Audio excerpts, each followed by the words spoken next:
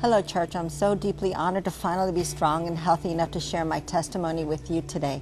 My story starts off 15 years ago at the young, vibrant, healthy age of just 24. Working as a successful court reporter at that time in my life, I was not living a life pleasing to God. God? Why did I need God? I had everything going for me. Church? Who had time for church? Definitely not me.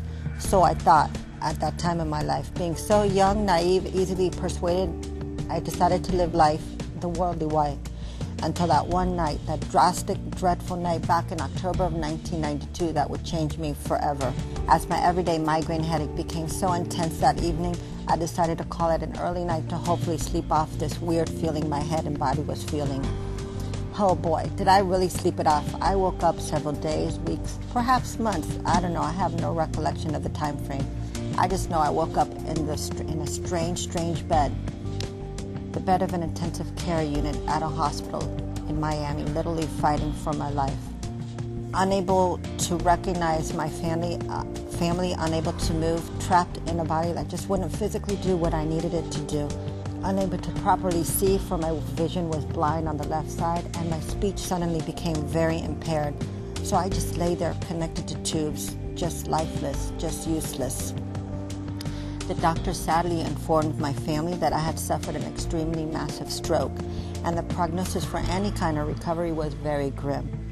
After running several tests, the doctors determined that the damage on the right hemisphere of my brain was so severe that I could no longer function as an independent person.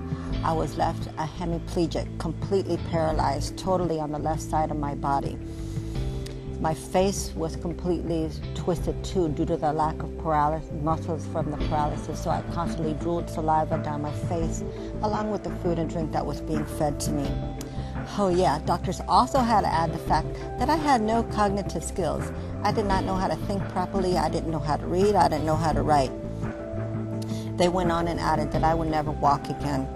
I would stay confined to that wheelchair for life if I even got out of that bedridden state. 6 months after the stroke, I suffered a massive seizure, so doctors quickly put me on anti-seizure medication, supposedly for the rest of my life because I was going to be epileptic forever.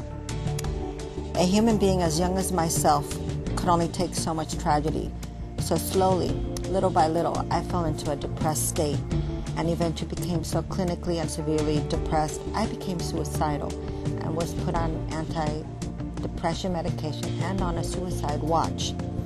For my frame of mind back then was, I didn't want to live. I have nothing to live for. I lost everything.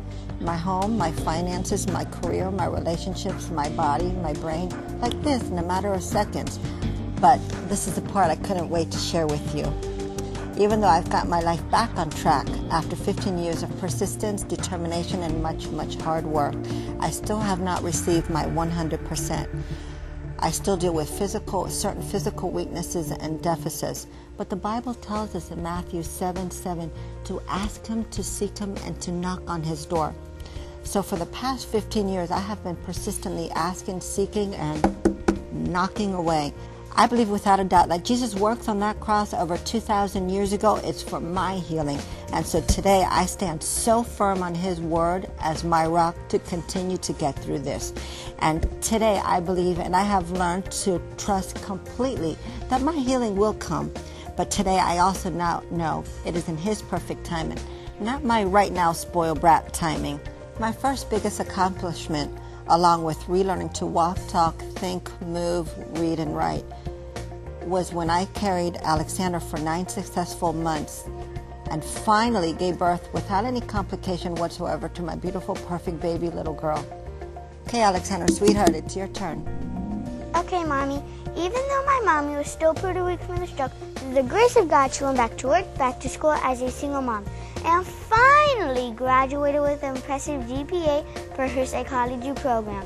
And that's when God put Daddy in our path to love us and help us out, and we eventually decided to marry him. In conclusion, I do not share my very private story to gain any kind of sympathy from anyone. Contrary, I share my testimony as I now know God has places so strong upon my heart to not stay quiet with what He's done for me. No.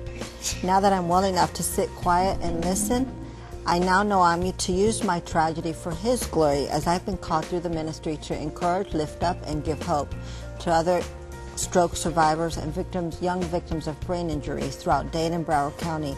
And can you believe my story is even being used in other countries? Wow, I can't believe it. It just blows my mind. I live such a happy, very peaceful, complete, normal life now. But I end with this.